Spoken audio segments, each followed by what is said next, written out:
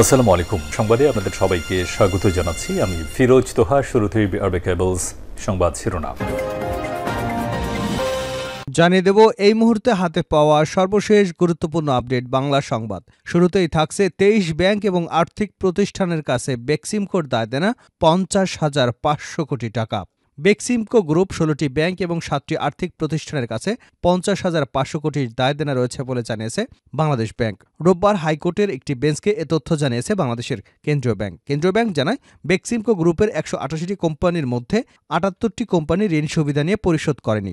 এর মধ্যে 16টি ব্যাংক এবং 7টি আর্থিক প্রতিষ্ঠানের কাছে তাদের দায় দেনা দাঁড়িয়েছে 50,500 কোটি টাকা। প্রিয় দর্শক, এই সালমান এফ রহমান একাই বাংলাদেশের অর্থনীতির 12টা বাজিয়ে দিয়েছেন। এ বিষয়ে থাকছে একটি বিস্তারিত আলোচনার সঙ্গে থাকুন।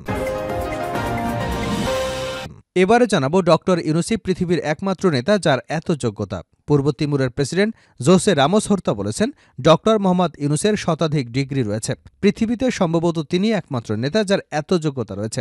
রোববার দুপুরে প্রধান উপদেষ্টার কার্যালয়ে যৌথ সংবাদ সম্মেলনে রামোস একথা বলেন। এদিকে পুলিশ দেখেই পালিয়ে গেল ইসলামী বক্তা তাহেরি। ব্রাহ্মণবাড়িয়ার বিজয়নগরে আলোচিত ইসলামী বক্তা মুফতি গিয়াসউদ্দিন তাহেরিকে গ্রেপ্তার করতে গিয়ে হামলার শিকার হয়েছে পুলিশ। শনিবার রাতে উপজেলার চর ইসলামপুর ইউনিয়নের নাজিরাবাড়ি এলাকায় ঘটনা ঘটে। এ সময় তাহেরির ভক্তরা হামলা করে পুলিশের 3টি গাড়ি ভাঙচুর করে। এ সময় মুফতি গিয়াসউদ্দিন তাহেরি বিলের পানি দিয়ে পালিয়ে গ্রেপ্তারের হাত থেকে রক্ষা পেয়েছেন। জানিয়ে দেব, শেখ হাসিনা জয় এবং টিউলিপের দুর্নীতির অনুসন্ধানে হাইকোর্টের রুল। ক্ষমতাচ্যুত প্রধানমন্ত্রী শেখ হাসিনা তার ছেলে সজীব ওয়াজেদ জয়, ভাগ্নি টিউলিপ সিদ্দিকী মালয়েশিয়ার ব্যাংকের মাধ্যমে দেশের সর্ববৃহৎ ব্যয়বহুল প্রকল্প রূপপুর পারমাণবিক বিদ্যুৎ কেন্দ্র থেকে 5 বিলিয়ন বা 500 কোটি ডলার লোপাটের অভিযোগ অনুসন্ধানে দুদকের নিষ্ক্রিয়তা কেন বৈধ ঘোষণা করা হবে না তা জানতে চেয়ে রুল জারি করেছেন হাইকোর্ট।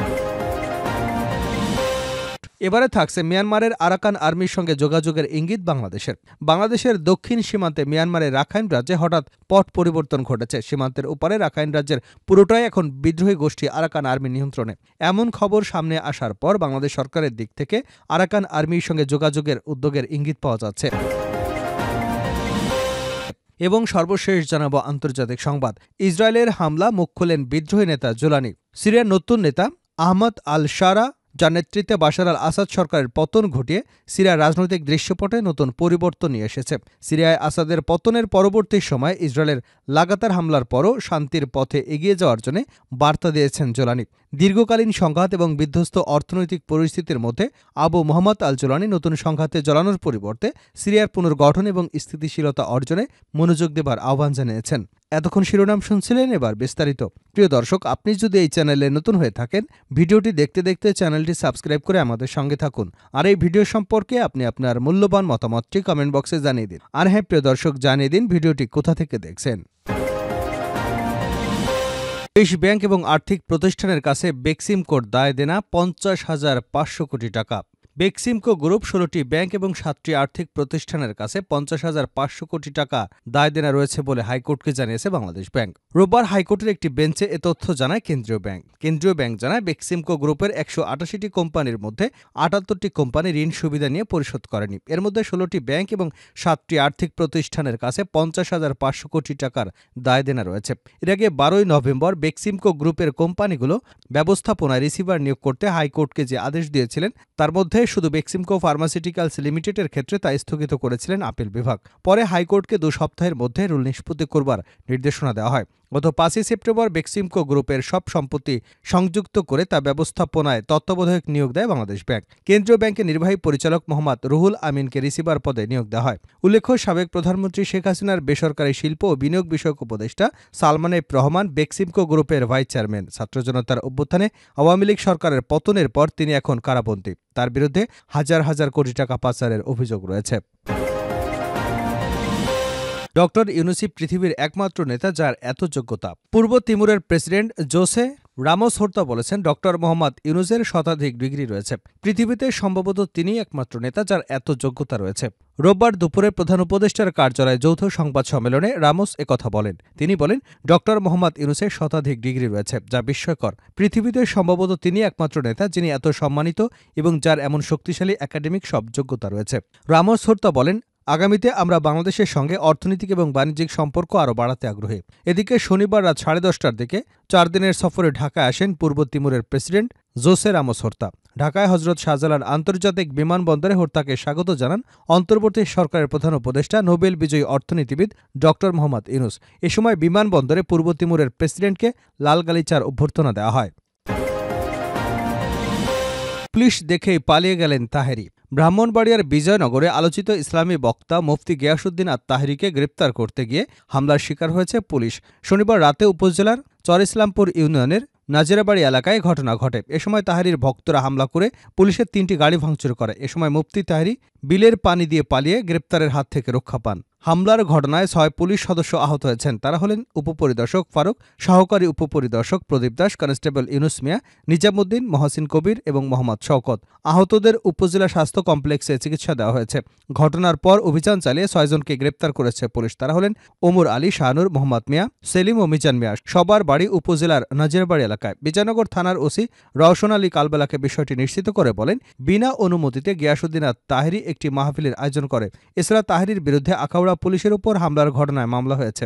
খবর পেয়ে পুলিশ মাহফিলে তাকে গ্রেপ্তার করতে গেলে একটি বাড়িতে ঢুকে পড়েন তিনি। সেখান থেকে একটি বিলের পানি দিয়ে পালিয়ে যান। তিনি আরও বলেন, এ সময় তাহেরির ভক্তরা পুলিশের ব্যবহৃত একটি পিকআপ, মাইক্রোবাস এবং সিএনজি চালিত অটোরিকশা ভাঙচুর করে। ঘটনাস্থল থেকে 6 জনকে গ্রেপ্তার করা হয়েছে। এর আগে গত শুক্রবার আখাউড়ায় বিনা অনুমতিতে গিয়াসউদ্দিন আত-তাহেরির একটি মাহফিলের আয়োজন করা হয়। সেখানে পুলিশ গিয়ে দ্রুত মাহফিল শেষ করবার কথা বলে হামলা করে এক এসআইয়ের মাথা ফাটিয়ে দেওয়া হয়।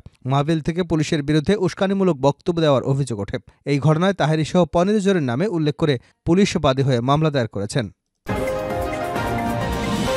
শেখ হাসিনা জয় এবং টিউলিপের দুর্নীতি অনুসন্ধানে হাইকোর্টের রোল। ক্ষমতাচ্যুত প্রধানমন্ত্রী শেখ হাসিনা তার ছেলে সজীব ওয়াজেদ জয়, ভাগ্নি টিউলিপ সিদ্দিকী মালয়েশিয়ার ব্যাংকের মাধ্যমে দেশের সর্ববৃহৎ এবং ব্যয়বহুল প্রকল্প রূপপুর পারমাণবিক বিদ্যুৎ কেন্দ্র থেকে 5 বিলিয়ন বা 500 কোটি ডলার লোপাটের অভিযোগের অনুসন্ধানে দুদকের নিষ্ক্রিয়তা কেন অবৈধ ঘোষণা করা হবে না তা জানতে চেয়ে রুল জারি করেছে হাইকোর্ট। রোববার বিচারপতি ফাহমিদা কাদের ও বিচারপতি মুবিনা আফাসের সমন্বয়ে গঠিত হাইকোর্ট বেঞ্চ এ রুল জারি করেন। আদালতে রিটের পক্ষে শুনানি করেন ব্যারিস্টার শাহিদুল আজম তমাল। এর আগে 3রা সেপ্টেম্বর ছাত্র জনতার অভ্যুত্থানে ক্ষমতাচ্যুত প্রধানমন্ত্রী শেখ হাসিনা তার ছেলে সজীব ওয়াজেদ জয় এবং ভাগ্নি টিউলিপ সিদ্দিকের মালয়েশিয়ার ব্যাংকের মাধ্যমে রূপপুর পারমাণবিক বিদ্যুৎ কেন্দ্র থেকে 5 বিলিয়ন বা 500 কোটি ডলার লোপাটের অভিযোগ অনুসন্ধানের নির্দেশনা চেয়ে হাইকোর্টে রিট দায়ের করা হয়। জাতীয়তাবাদী গণতান্ত্রিক আন্দোলন এনডিএমের চেয়ারম্যান ববি হাজ্জাজ এ রিট দায়ের করেন। রিটের পক্ষে আইনজীবী হলেন ব্যারিস্টার শাহিদুল আজম।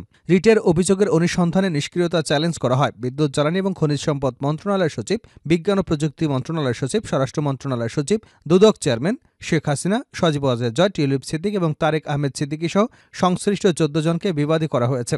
এর আগে বিষয়টি নিয়ে গণমাধ্যমে প্রতিবেদন প্রকাশিত হয়। গত 19 আগস্ট রূপপুর পারমাণবিক বিদ্যুৎ কেন্দ্রে শেখ হাসিনার পরিবারের দুর্নীতি নিয়ে বিভিন্ন পত্রিকায় প্রতিবেদন প্রকাশিত হয়। ওই প্রতিবেদন যুক্ত করে হাইকোর্টে রিটটি করা হয়। প্রতিবেদনে বলা হয়, ছাত্র জনতার অভ্যুত্থানে ক্ষমতাচ্যুত প্রধানমন্ত্রী শেখ হাসিনা তার ছেলে সজীব ওয়াজেদ জয়, ভাগ্নি টিউলিপ সিদ্দিকী মালয়েশিয়ার ব্যাংকের মাধ্যমে রূপপুর পারমাণবিক বিদ্যুৎ কেন্দ্র থেকে 5 বিলিয়ন বা 500 কোটি ডলার বাংলাদেশি মুদ্রায় যা 60,000 কোটি টাকারও বেশি এত টাকা লোপাট করা হয়েছে।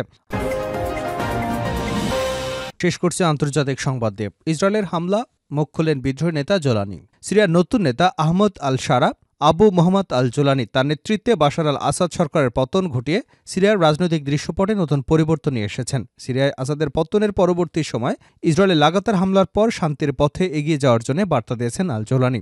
দীর্ঘকালীন সংঘাত এবং বিধ্বস্ত অর্থনৈতিক পরিস্থিতির মধ্যে আবু মোহাম্মদ আল জোলানি নতুন সংঘাতে জড়ানোর পরিবর্তে সিরিয়ার পুনর্গঠন এবং স্থিতিশীলতা অর্জনের মনোযোগ দেওয়ার আহ্বান জানিয়েছেন। শনিবার সিরিয়ার বিজয় গোষ্ঠী হায়াত তাহরির আল শামের নেতা এক সংবাদ সম্মেলনে এমন আহ্বান জানিয়েছেন। তিনি বলেন, ইসরায়েল যে যুক্তি দিয়ে হামলা চালাচ্ছে তা দুর্বল এবং ভিত্তিহীন। তিনি দাবি করেন, ইসরায়েলের এসব হামলা সিরিয়ার মাটিতে রেড লাইন অতিক্রম করেছে এবং এর ফলে অঞ্চল জুড়ে উত্তেজনা বাড়ছে। আমরা নতুন সংঘাতে জড়াতে চাই না। সিরিয়া এখন যুদ্ধের ক্লান্তিতে পরিপূর্ণ, আর এই মুহূর্তে আমাদের প্রধান লক্ষ্য হচ্ছে পুনর্গঠন, স্থিতিশীলতা ফিরিয়ে আনা, বলেন আল শারা। এছাড়া সিরিয়ার নতুন নেতা আন্তর্জাতিক সম্প্রদায়ের প্রতি আহ্বান জানিয়ে বলেন, তারা যেন সিরিয়ার সার্বভৌমত্বর প্রতি সম্মান দেখায় এবং উত্তেজনা বাড়ানোর চেষ্টা না করে। তিনি বলেন, শান্তি এবং স্থিতিশীলতার জন্য কূটনৈতিক সমাধানই একমাত্র কার্যকর পথ।